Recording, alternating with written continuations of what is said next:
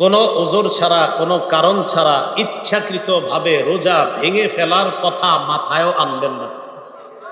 কি বললাম? কোনো কারণ ছাড়া, কোনো ওজর ছাড়া, কোনো অসুস্থতা ছাড়া রোজা ভেঙে ফেলার চিন্তাও মাথায় আনবেন না ইনশাআল্লাহ।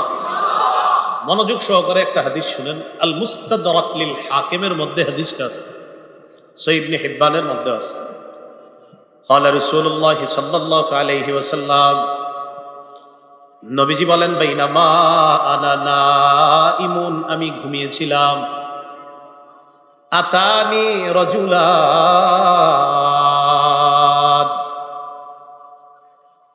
আমি ঘুমিয়েছিলাম, স্বপ্নে আমার কাছে দুজন লোক আসছে। স্বপ্নে কয়জন আসছে? এই যারা রোজা ভেঙে ফেলে তাদেরকে আপনারা এই হাদিসটা নিজেরা আজকে মুখস্থ করবেন, আর যারা ওই যে লাল কাপড় টাপড় লাগায় খায় এদেরকে এই হাদিসটা শোনায় দিবেন। পারবেন না ইনশাআল্লাহ? বাংলাটা মুখস্থ রাখতে পারবেন তো? বাস, শেষের অংশটা মুখস্থ রাখলে চলবে, শুধু শেষের জায়গাটা মুখস্থ রাখলে চলবে। আমি বলছি, মন দিয়ে শুনবেন।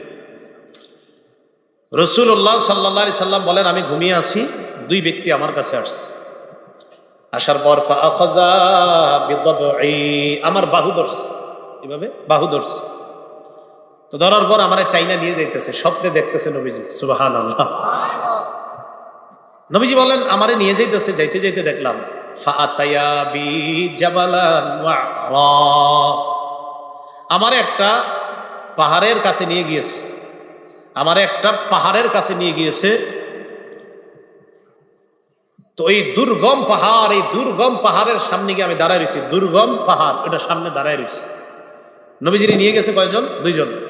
এইভাবে মনে করেন দুইজন রসুলরে এইভাবে দুই বাহুতে ধইরা দুইজন নিয়ে গেছে। তা আপনি সামনে এলেন না, দেখলে সুন্দর হইতো, চাইছেন না, সমস্যা নেই।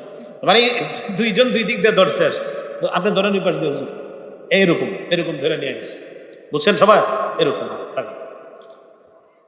তো আমাকে যখন ওই দুর্গম পাহাড়ের কাছে নিচে আমি দাঁড়ায় রইলাম, ফাকালা, দুইজন আমাকে বললেন, ইসআদ, এই পাহাড়ের উপর উঠেন।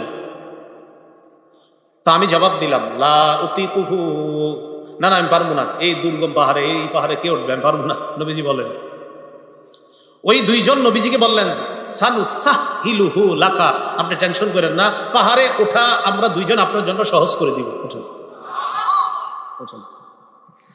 রাসূলুল্লাহ সাল্লাল্লাহু আলাইহি সাল্লাম বলেন, আমি ঘুমিয়েছিলাম, স্বপ্নে দুই ব্যক্তি আমার কাছে এসেছে, আমার দুই বাহু ধরে আমাকে টেনে নিয়ে গেছে, দুর্গম একটা পাহাড়ের কাছে আনছে। ওই পাহাড়ের কাছে যাওয়ার পর আমি পাহাড়ের সামনে দাঁড়িয়ে রইলাম। আমাকে ওই দুইজন বললেন, আপনি পাহাড়ে ওঠেন। আমি বললাম, আমি উঠতে পারবো না। তারা দুইজন আমাকে বললেন, আমরা এই পাহাড়ে যেন আপনি উঠতে পারেন, এই ওঠাটা আমরা আপনার জন্য সহজ করে দিব, আমরা সাপোর্ট দিব, আপনি ওঠেন। রাসূলুল্লাহ সাল্লাল্লাহু আলাইহি সাল্লাম বলেন, ফাসাইদতু, আমি পাহাড়ে উঠলাম।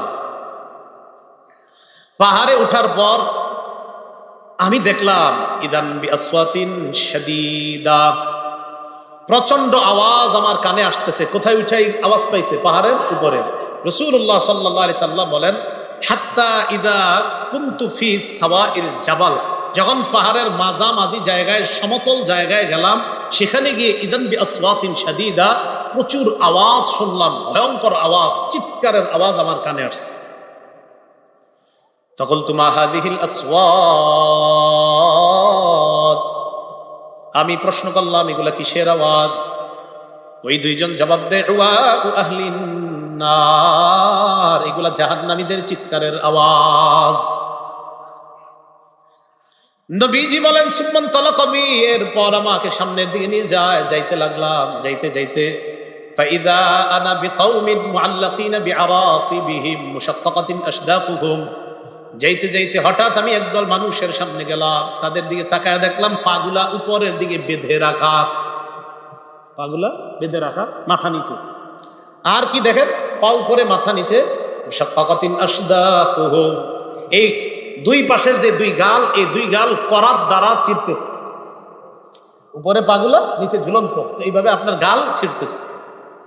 তাসিলু আশদাকুহুম দামা, এই পুরা গাল, এই চোয়াল সহ রক্ত পড়তেছে। এই কল্পনায় আনেন, দৃশ্যটা কল্পনায় আনেন, পা উপরে, মাথা নিচে, দুই পাশের গাল থেকে রক্ত পড়তেছে। ব্যাপারটা কত ভয়ঙ্কর! রাসূল বলেন, আমি বললাম, এগুলা কারা, কার সামনে আমি আসলাম? মান হাউলা, ফেরেশতারা জবাব দিলেন, আল্লাযীনা ইফতিরুনা ক্বাবলা তাহিল্লাতি সাওমিহিম, হুজুর এরা তারা যারা ইফতারির সময় হওয়ার আগেই ইচ্ছাকৃতভাবে রোজা ভেঙে ফেলে, এরা তারা। আর যারা রোজা রাখে না তাদের অবস্থা তো আরো ভয়ঙ্কর। রাসূল বলেন একদল হুজুর ইচ্ছাকৃতভাবে রোজার সাথে তামাশা করে, ইচ্ছা করে রাখা, মন চায় আমি রাখবো, মন চায় রাখবো না, ইচ্ছা করে যারা ভেঙে ফেলে, এদের এই অবস্থা এটা চলতেই থাকবে।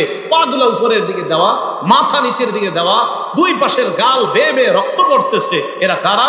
যারা ইচ্ছাকৃতভাবে রোজা ভেঙে ফেলে। তাহলে অবস্থাটা কত ভয়ঙ্কর। তো পর্দার আড়ালে যারা খায় এদেরকে একটু বলবেন সে তোমার অবস্থা কি ভয়ঙ্কর হবে, একটু চিন্তা করো। আল্লাহ কথাগুলো বুঝার তৌফিক দান করো। রাসূলুল্লাহ সাল্লাল্লাহু আলাইহি ওয়াসাল্লামের এই হাদিস থেকে আমরা বুঝলাম রোজা ভাঙা দূরের কথা, রোজা ভাঙার চিন্তাও মাথায় আনা যাবে না। আব্দুল্লাহ ইবনে মাসউদ রাদিয়াল্লাহু তাআলা আনহুর বর্ণনা কি বলে দেখেন। তিনি বলেন, মান আফতারা ইয়াওমান মিন রমাদানা মুতাআম্মিদান মিন গায়রি সাফারিন ওয়ালা মারাদিন, কোন ব্যক্তি যদি ওজর ছাড়া ইচ্ছাকৃতভাবে রমজানের একটা রোজা ভেঙে ফেলে, কয়টা? কিভাবে? ইচ্ছাকৃতভাবে। লাম ইয়াকজি আবাদা ওয়া ইন সামাদ দাহরা কুল্লা, সে ওই এক রোজার বিনিময়ে যদি সারা জীবনও রোজা রাখে তাও ওই রোজাটার হক আর আদায় হবে না। যদিও এক রোজার কাফারা আছে, 60টা রোজা রাখা, কিন্তু কাফারা। কিন্তু ওই যে এক রোজা রাখলে যে আপনি যে বেনিফিট আল্লাহর কাছ থেকে পাইতেন, এটা আপনি সারা জীবন রাখলেও এই ফজিলতটা আর পাবেন না। কয়টা রোজা? মাত্র একটা রোজা ইচ্ছাকৃতভাবে কেউ যদি ছেড়ে দেয়। আল্লাহ আমাদের সকলকে যে কথাগুলো বললাম এই কথাগুলোর উপর আমল করার তৌফিক দান করেন।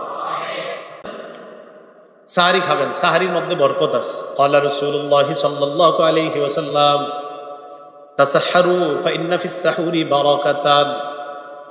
রাসূলুল্লাহ সাল্লাল্লাহু আলাইহি সাল্লাম বলেন, তোমরা সাহারি খাও, সাহারির মধ্যে বরকত আছে। বলেন তো সবাই, সাহারিতে কি আছে? সাহারি খাওয়ার সময় 2-4টা খেজুর রাখবেন, অন্যান্য খাদ্যের পাশাপাশি 2-4টা খেজুরও খাবেন। আমি প্রতি সাহারিতে আলহামদুলিল্লাহ খেজুর খাই।